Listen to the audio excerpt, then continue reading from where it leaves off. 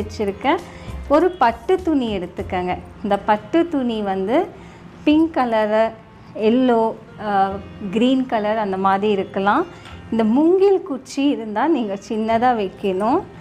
ஜாதிக்காய் 1, மாசிக்காய், முழு பாக்கு, பாதம், ஒரு மஞ்சள் கிழங்கு, ஒரு சின்ன பொட்டு வச்சுருக்கேன். இதில் வந்து நவரத்னம், பஞ்சலோகம், ஏலக்காய், லவங்கம், இது அத்தனையும் இதில் போடணும். வசம்பு இதை போட்டு இந்த பட்டு துணியை நல்லா முடித்து ஒரு நூல் எடுத்து கட்டிடணும். இது வந்து நீங்கள் வஸ்திரங்கள் வைக்கிற இடத்துல நீங்கள் வைக்கலாம். பூஜைலாம் முடிஞ்சவொடனே